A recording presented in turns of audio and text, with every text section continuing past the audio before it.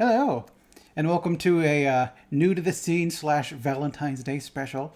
So this year, I guess we did for Valentine's Day, because last time we kind of jammed it in with is it My Bloody Valentine? Mm-hmm.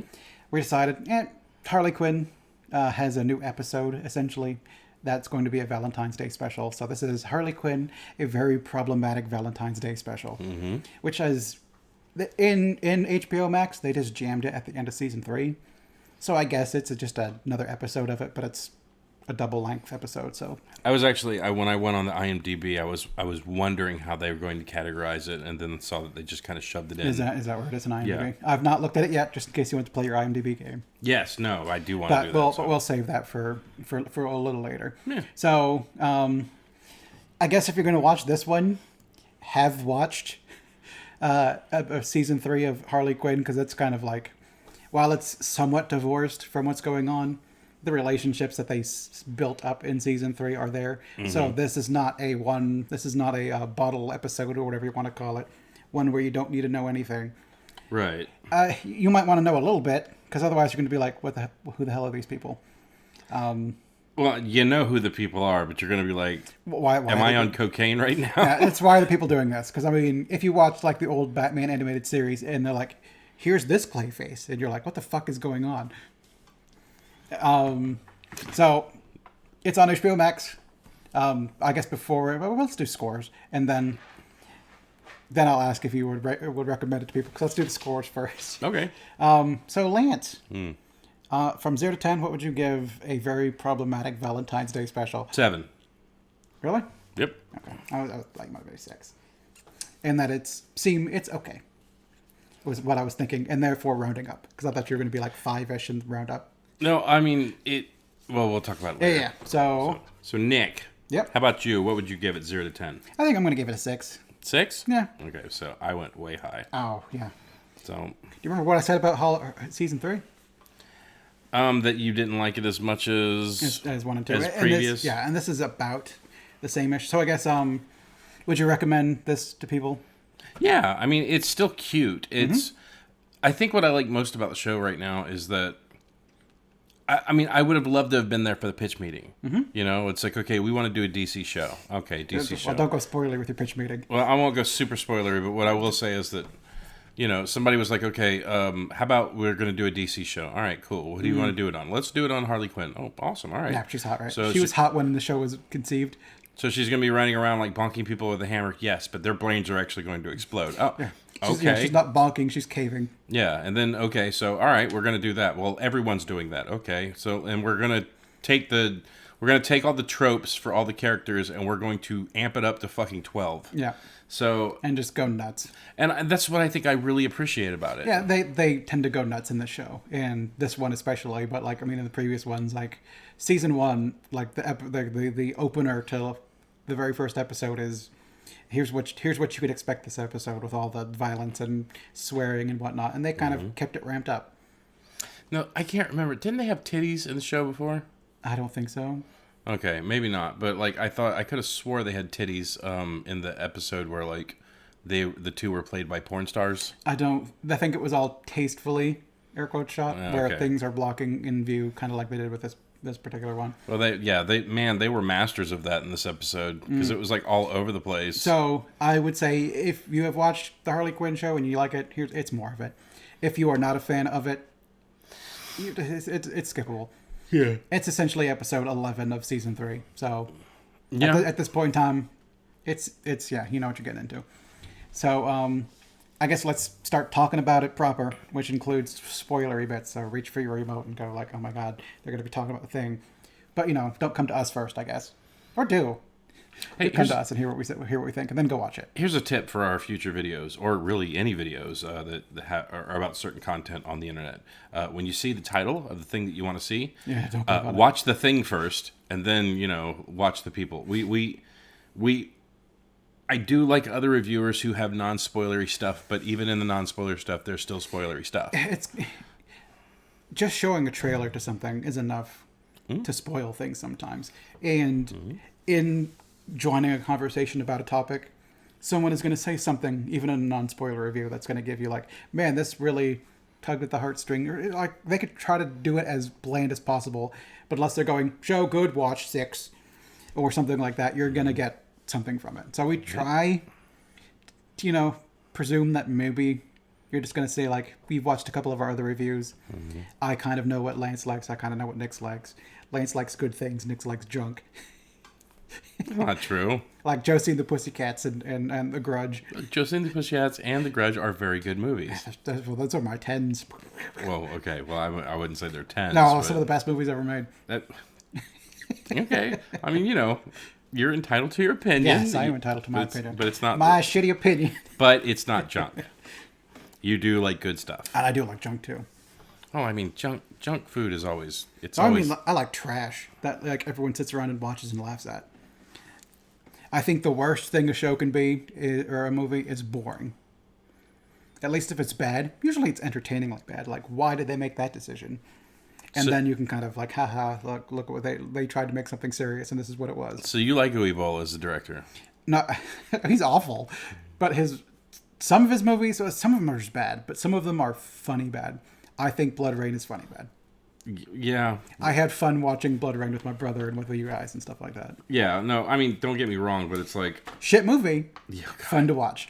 That movie was... I wanted to, like, just bash my brains in halfway through that one. Hey, speaking of bashing brains in, that's plenty of time to click pause. Yeah.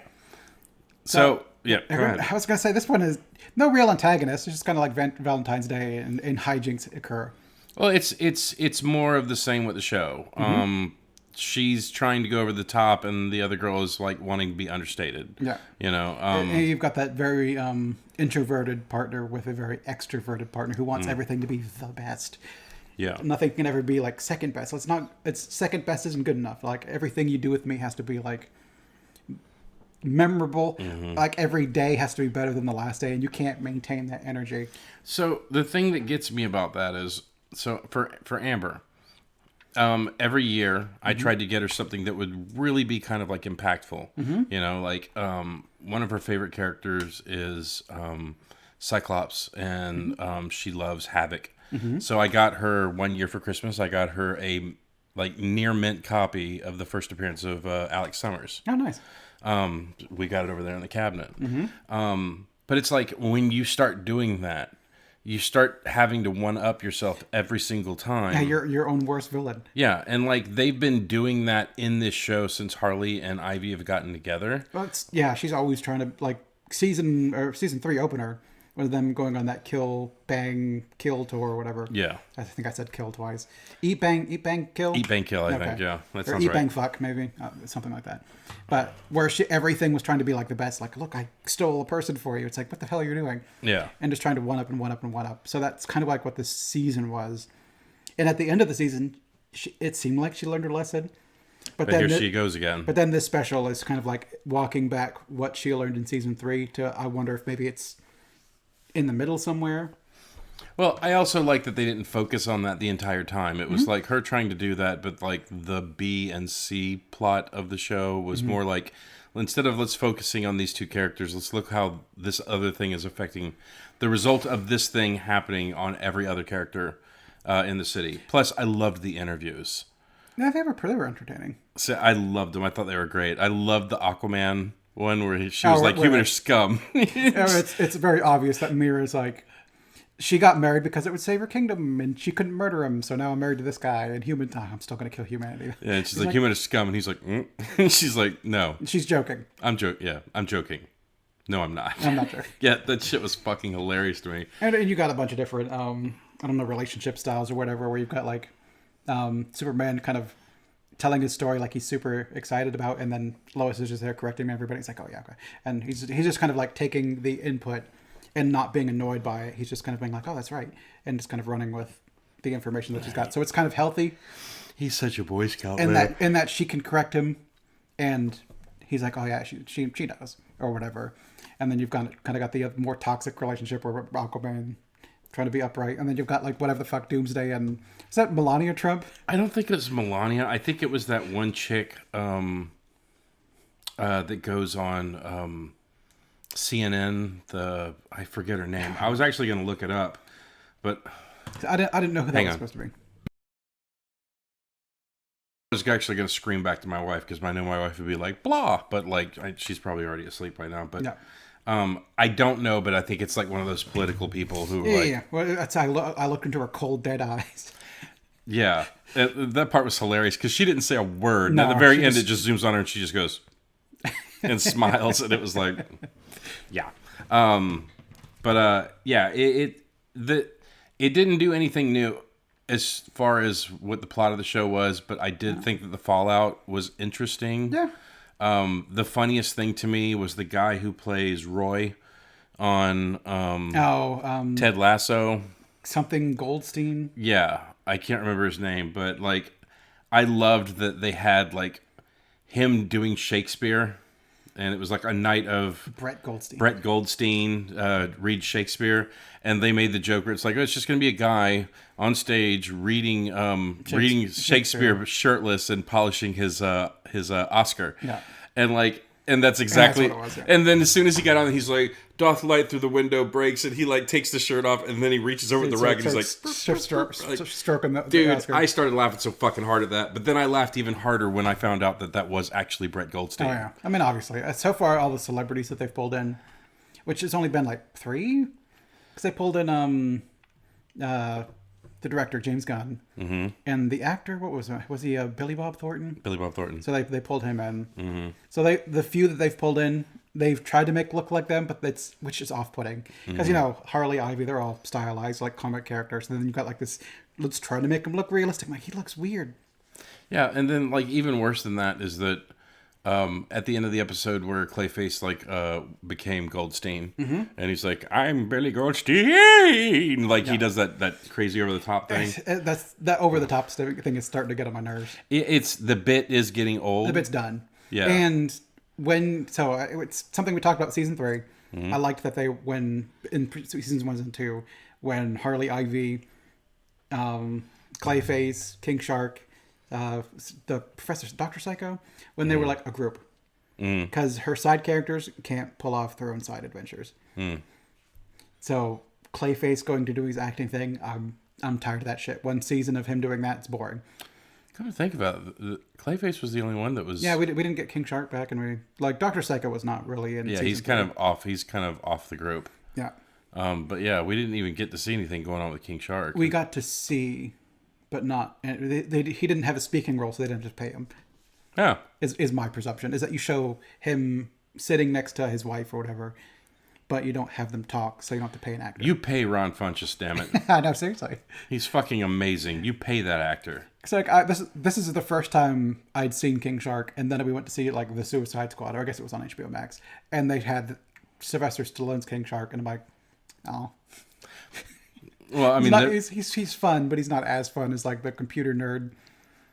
He's like, "Hi, how's it going, everybody?" And this kind of that super positive attitude. I'm not saying that you're a psycho or anything, but you're definitely giving off psycho vibe right now. Yeah, it's so good. His voice is just joy. Like, I love Ron Funches. He's fantastic. And you still had him using in the Suicide Squad, who was like, "Hey," and I'm like, okay, it's kind of funny, but it's not. Well, they played him up big dumb. Yeah. Which I mean, he was a talking shark, so yeah. You're 100% that. You're 100% right there. But it's like James Gunn. I expect him to do really fun things. Have you heard what his? I've looked at it, and I think we were watching a video last week. Yeah. Yeah. We touched on it briefly. So I hate to see that he's going to the dark side. Like, it seems like... Yeah, or he's got to sell a studio. Because before he was just making a video, or making a movie about what he wanted to make it about. But now he's running a thing, and it's got to sell. Because DC's not been selling super well. I think their animated stuff has been doing much better. Oh, God. All their animated stuff is like usually gold. But, I mean, Black Adam didn't... I don't think that one hit as Still haven't watched it. It's generic. Really? It's not amusing. The only movie that they put out in recent memory that I really liked was Shazam. Shazam, I think, was the last good one. And that I think the next one's about to come out here real soon. So of the DC slate, I like the first Wonder Woman and Shazam. Is there other? I guess no. The Suicide Squad is pretty good. So the Superman versus Batman had elements of stuff that I really liked. A lot of them have had some stuff. Yeah. But on the whole, most of it wasn't passing that 5 mark for me to be like more than just a movie you sit down and watch. Well, it's like... And even like Wonder Woman might only be slightly over the mark because I was liking the movie for a point, and then they hit the turn, I'm like, oh. Yeah, and then the second movie was fucking horrible. Oh, the second movie was awful. And Pedro Pascal could not save that movie. He was so good in that movie, but he couldn't pull it back from the disaster it was. Yeah, that movie was just... I remember sitting there watching that in the theater and I was just like, this is bad. And then I remember looking over at Amber and I was just about to whisper, like, are you enjoying this? And she was like, this movie sucks. And I was like, yeah. Did you really go to the theater to see that one? I think so. No. Because that's the first one they put on HBO Max. And my dad was like, I want to watch Wonder Woman. Because he watched the show back in the day. Mm-hmm. So I helped him sign up for HBO Max. And I'm like, well, since I got it. And now it's something I watch more than Netflix. Because they've put at least a little bit more out on that one.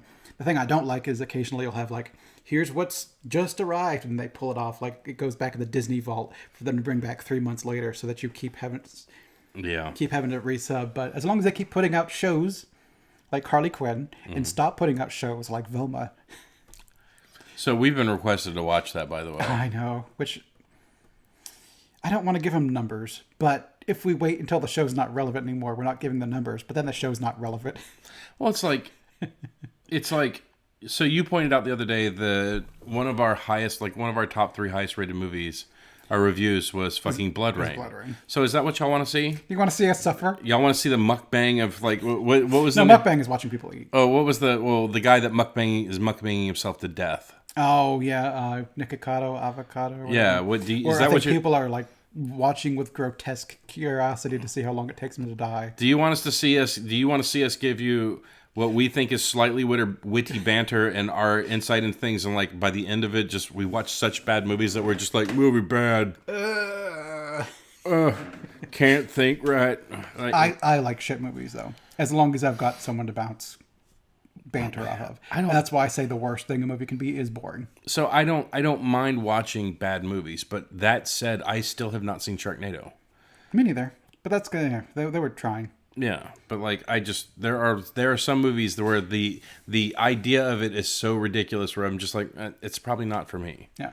You know, I'm not saying that I'm highfalutin or anything like that, but although I got to play Smash Up recently, and I got to play the Shark faction and the Tornado faction. So I played Sharknado. They were pretty strong too. That's just so you. It was funny. So you. But yeah, this episode, to me, it didn't really do anything new. No, and I was interested in what Harley and Ivy were doing. Mm-hmm. Were you interested in like Clayface and... So I like that I like that they did the callback on Bane. Mm-hmm. Where like he got pulled into that little S&M thing. Mm-hmm. I thought that was funny. That was funny. But then like when she was like, come back to my place, she's like, give me some time to eat a hoagie and, carbo load. But like they had the episode before of the Owl Club where he was like sitting there with the gigantic hoagie. Yeah, like carbo loading before the orgy. Yeah. I like that they did that little callback where I was just like, hey, when they said it. Also kind of the joke I found the joke kind of amusing when he's like, oh, you think what he has is small? Where some people would call that average or normal, but yeah, it's like I'm not small. I'm just I'm big. I got bigger. It didn't. Yeah, but I mean the size of Bane. Oh yeah, that dude's still gonna be hung like a fucking mule. Well, as you can tell, he's on HGH. Yeah. Don't take with HGH. What the fuck, man? See, there were some scenes in there where I thought that was highly, highly enjoyable. I kind of liked the Bane stuff, especially like when they're having the romantic conversation over whipping the dude or whatever. Like that's kind of funny. Yeah. Him growing big and screwing buildings. I'm like, yeah, okay. It did remind me of Rampage. And that's where I was too. I was like, it's Rampage. He's I imagine Bane climbing the building and punching out the window. At least you don't have to let go of the building. And then climb to the next story and do it, and you just have the people in the window like Well, I mean, I'm glad they didn't go for the super low hanging fruit where it was like he started humping the building and then all of a sudden just jizz rolls out the other side of the building. They kept it fluid free. Yeah, but. I'll tell you the part that I did really laugh at is when he got to the amphitheater and they were like talking about his turnoffs, and then like when he was kind of sitting down, when he went to stand up, he had the Mack truck hanging off his dick. Oh, that was at the very end, yeah. Yeah, but it was like the full tractor trailer. So during the amphitheater, it was like that thing that was kind of shaped like a butt that he was screwing. Yeah, that looked like legs. And it was like he was standing up and dangling from him. Yeah. And then like as he was talking, it slipped off of him. I found that kind of funny. Yeah, that was the show is still very entertaining, but like to me, they're not doing anything new with the relationship between Harley and Ivy. Yeah. Ivy is an understated person. Is not. It's kind of like me and you, really. You're very. I want to stay home and binge. Yeah, you're very kind of mellow, and you're like things don't excite you, and like things that excite me, like me doing the pitch meeting for the other show that I was talking that it's something that I really like that I really want you to watch, and you're just kind of like meh. No. But it's like now that I think you're fucking Poison Ivy and I'm fucking Harley. If I could climb around on vines and not have to use these stupid legs, totally. So are we going to talk about the fact that Poison Ivy is the only mutant? Well, it turns out she's not the only one with powers because of what's that? Dr. Psycho. No, I was going to say the one they met this episode, the abomination-looking guy that had magic. Oh, Etrigan? Yeah. He's just a demon. Yeah, he's whipping spells around and stuff like that. I mean, he's just a so demon. He's not like, for most of it, you occasionally have like the Justice League who has powers. Mm-hmm. But like Harley's stories, mostly people that don't have powers and Harley, and Ivy. So to be fair, I was mainly talking about Batman villains. Okay, I don't know. And I don't think Etrigan is mainly a Batman villain. I'm not sure. I have no idea who he is. Well, he's like a good bad guy. I don't know a lot. I'm not a big DC aficionado, yeah, me neither. But yeah, no, it's in the Batman universe. I was trying to think of like who is superpowered. Yeah, like Clayface is literally living clay. That qualifies.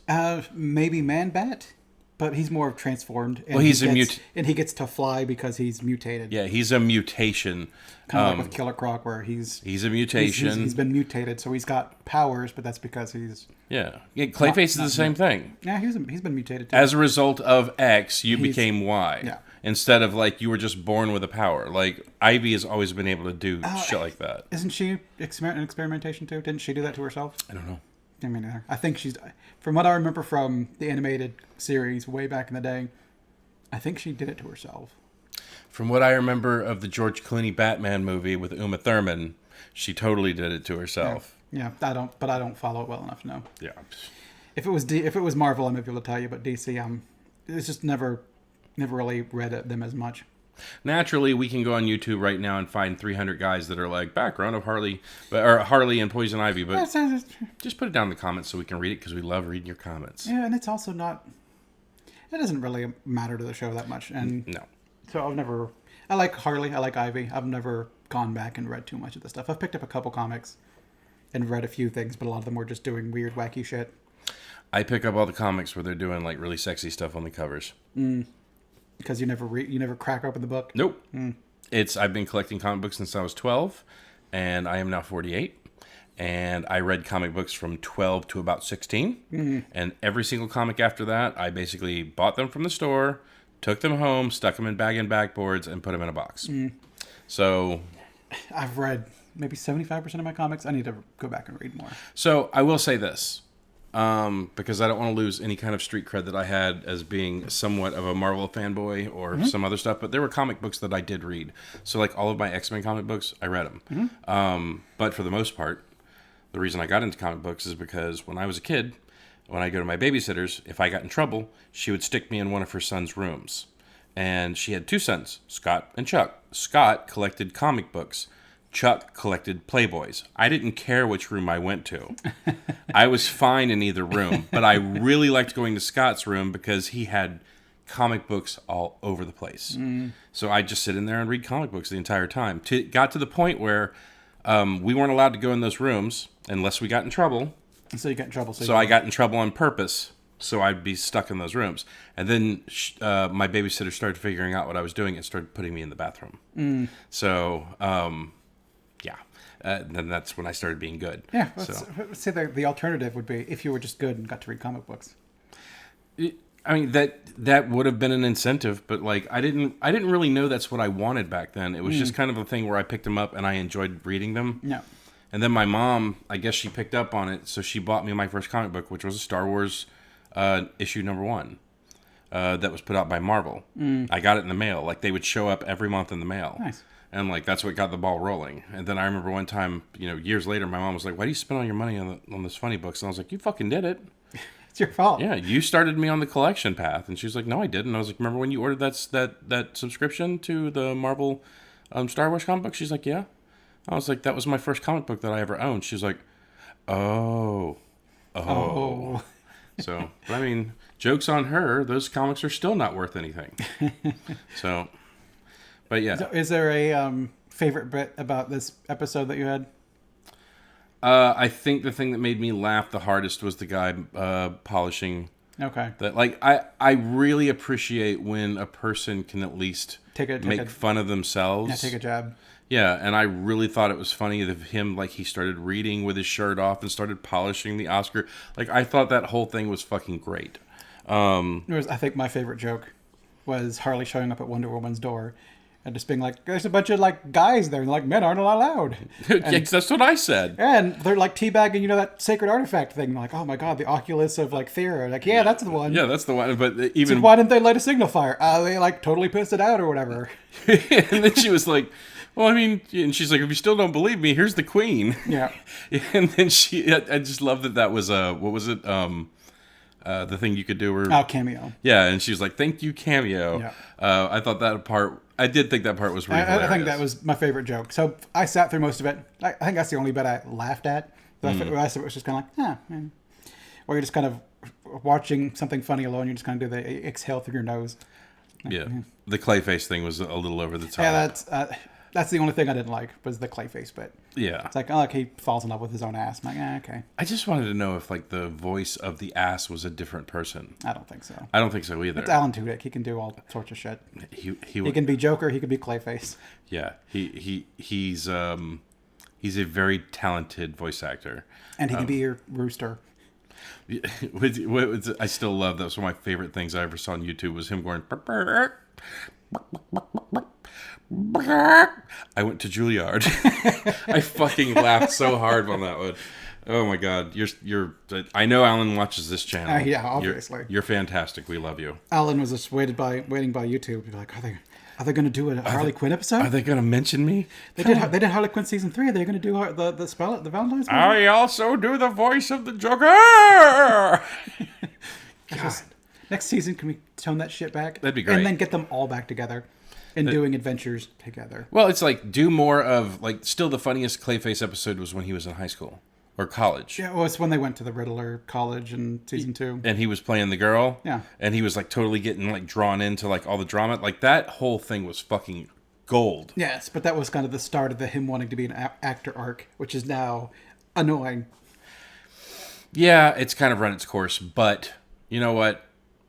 It's fine if they want to keep doing. Just stop doing the over like that's. Yeah, tone that down. It's super played out. Plus, I think they're probably going to start getting a little more serious with him because, like, at the end of the 3rd season, he was kind of like already kind of depressed, and then he was even further depressed by the end of this episode. So, I think we might see him go like full bad guy, like full badder guy. I don't know. Because like all of the bad guys in her little group are basically bad guys with hearts of gold. Yeah, I mean they also kill people. Yeah, well, they do bad shit, but, like, ultimately they're lovable characters. Yes. It seems like right now they're kind of, like, trying to push him into a corner where nothing ever works out for him. Everything that he enjoys goes away, so I'm waiting. He got Billy Bob Thornton killed. Yeah, I'm waiting for him to just start fucking crushing it. I'm waiting for him to get Dr. Psychoed. And I'm also waiting for them to move to a new hideout. Yeah. But they're not going to do that in a holiday special. No, I mean, it's time for them to get their own place. I honestly forgot about that. Yeah, like, in the beginning of the episode, when they were sitting in the thing, and I was like, "Why are there so many fucking cats in this?" And then I was like, "Oh, that's right." That's why it definitely seems like this is the 11th episode. They called it like they're a very problematic Valentine's Day special. It's just a 2-parter episode that's jammed into one part. I also like the fact that Bruce was still in jail. Yep, that was good. A nice little touch. Like, it's, you got to hand it to them. They do pay attention to detail in the show, for as chaotic as it is. And all the little things they set up, like they had Kite Man flying with the something glider. Was that the Golden Glider? Golden Glider, I think. And like they had King Shark swimming with whatever her name was, like Petunia. I don't remember.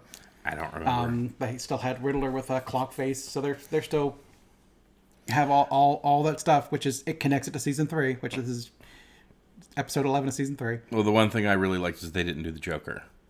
No, they did. He was sitting on that couch with the girl whose name I don't remember. The wife with the mother with 2 kids. Oh, did they? He didn't speak. He was just in the very beginning montage of like, look at all these people who are in love. Well, that was mainly what I mean is that Yeah, he was sitting on the couch with I'm sick to death of the Joker at this point. Like I think it died with Heath Ledger.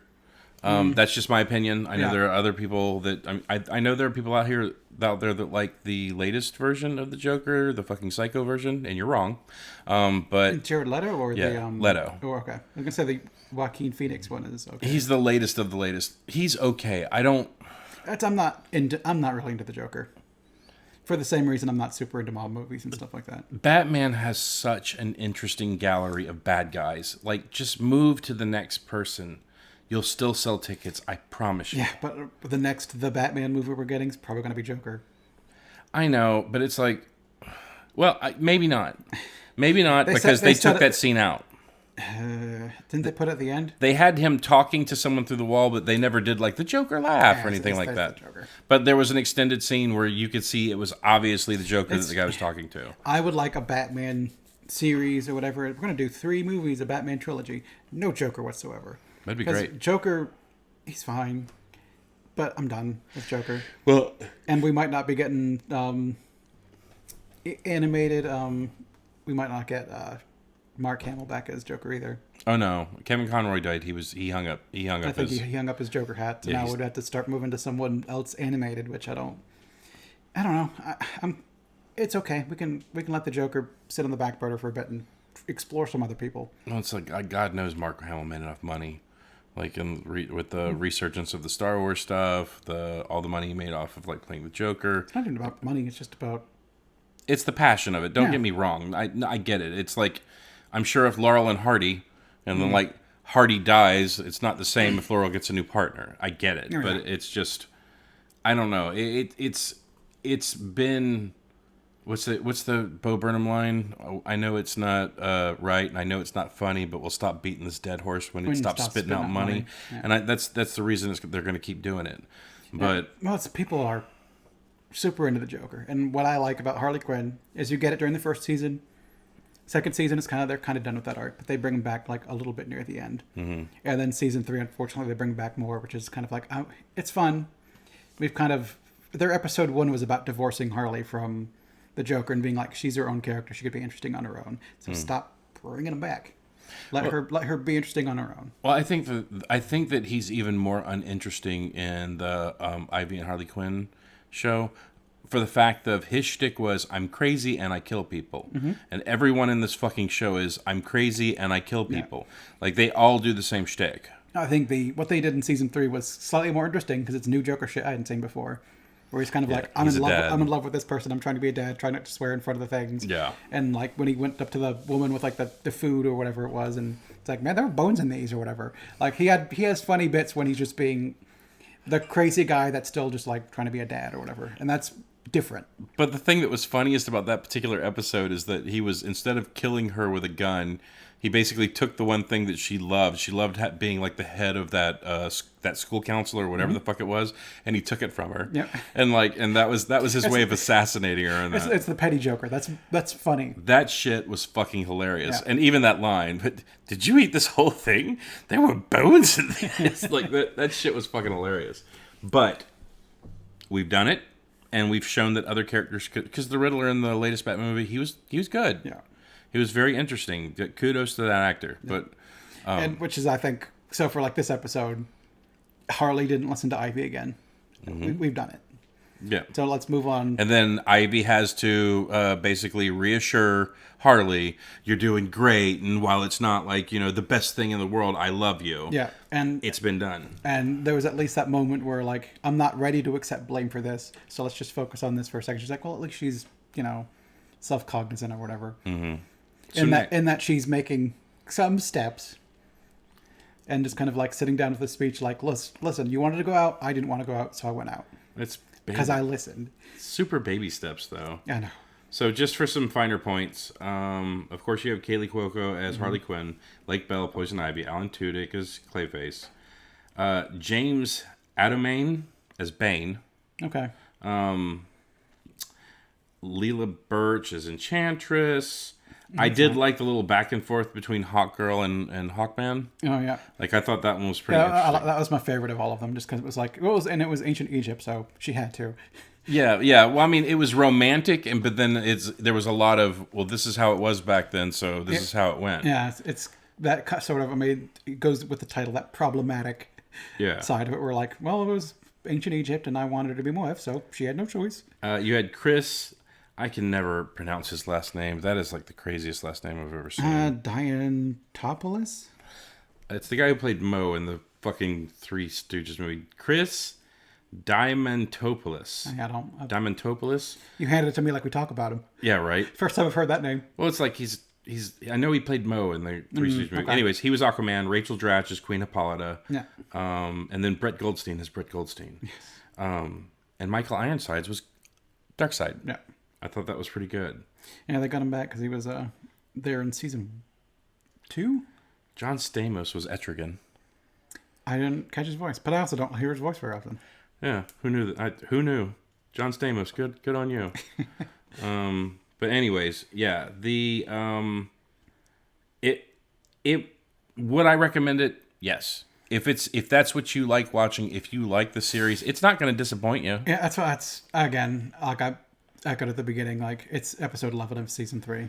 Yeah. If you've gone through season 3, it's more of jokes that are of similar quality to season 3. I say you might as well tack it on at the end there. Mm-hmm. If you have not been into season 3 or not been into the Harley Quinn show at all, this isn't going to change your mind. Mm-mm. Yeah, it's that literally they just cranked up the old dependable machine again and gave you a little bit more with a little bit more silliness that you've come to expect. They kind of cranked down the violence a little bit to crank up the sex. To crank up the sex. Yeah, we can't show titties, but we could definitely show a dog humping a cat in the middle of the street. Jesus. Which I saw that and all I could think it was dogs and cats living together. Mass hysteria. So Nick, what do you think IMDb gave this episode? People have rated it already, huh? Yep. I'm going to go with 7.8. Very close. 7.3. Oh, nice. 164 people have piped in. And it's a TV show, so it's not going to be on Rotten Tomatoes. That's true. I didn't even pull it up because I know for a fact Rotten Tomatoes doesn't have it. But it's comfort food. If you're comfortable with what you've been getting with the submissions, it's more of the same. If you're comfortable with sex and violence, it's more of it. Yeah. But like, I got to be honest with you, of the DC stuff that we're getting right now, sadly, it's the best. It's the best. So, except for like the little movies they're doing on the side, but those one shots, they're just good, but they're not. I need more. You know, it's like they finished season 3, and I'm like, season 4, please. I'd like to see more of this. Mm-hmm. Whereas a lot of like the little things that they put out, I don't watch all of them. I've seen a few. And I'm kind of like, this is fun. And then kind of move on from there. Honestly, I was really surprised when you said they were cranking out a Valentine's Day episode. Yeah. So it was coming around Valentine's Day. I saw they put out a preview for it. And I'm like, how convenient. Well, we are trying to keep giving y'all on-theme content. We did My Bloody Valentine's last year. And then we started looking at what other Valentine movies were out there. And we didn't even get that far yet, I don't think. Well, maybe you were. I started going through like Valentine-themed movies, and then I remember I gave you the pitch of instead of doing Valentine's Day-themed movies, let's just do movies we love. Yeah. And that way we can actually do reviews on stuff that we really, really like that we otherwise would not get to talk about because we've already seen them. Yeah. But it's our fucking channel, so we can do what we want. Yeah. So, but yeah, this coming up kind of saved our bacon because it was like 2 weeks before we had to like really kind of solidify what we were going to do. Yeah, and also with, a bunch of other stuff we're reviewing currently, like with The Last of Us and whatnot. Getting the time to sit together or sit alone and watch a movie. That's true. Can be difficult. This was 44 minutes. A nice, easy watch as opposed to like The Last of Us cranking out hour and a half things or whatever. And I couldn't watch this with my kid in the room, but Obviously not. But yeah, like as soon as he went to bed, I Daddy, turned it right on. why is Bane's truck dangling? He's two. Yeah, I know. He'd just go, and then keep moving. Or play with his Bluey toys. But anyways, I think we've said plenty. Put a fork in this one. Yeah. All right, so I guess Happy Valentine's Day, or goddamn Valentine's Day, whichever side of the fence you're sitting on. It's fine. I'm sitting more with Ivy and the over commercialized, wasteful and mass rose genocide. Yeah, it's been, Amber and I don't celebrate Valentine's Day, but like now that we have Jackson, I buy her a heart and a card. Yeah. You know, That's an excuse to, I mean, as Harley said, an excuse to eat all the chocolate you want or whatever. Mm-hmm. And judgment free. That's the best thing about Valentine's Day, isn't it? Chocolate? February 15th. It's all half price. Half price. Oh my god, all so them good. all them heart chocolates that didn't sell. Yeah. Oh, speaking of Harley, meow meow. And then you start getting your diabetic Coma on the 16th. So, come on, clicks, come on. You coming up? No, we're getting the meows. We're not getting the Harley appearance. She'll come. Watch. All right. It's because my knee is there. It is. Look When a at that. Catwoman's cat made an appearance.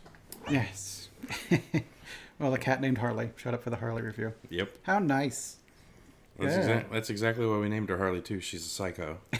So, but all right, everyone. Well, thanks and Bye, come back for next Valentine's Day. Bye, everybody. We'll have something else. See ya.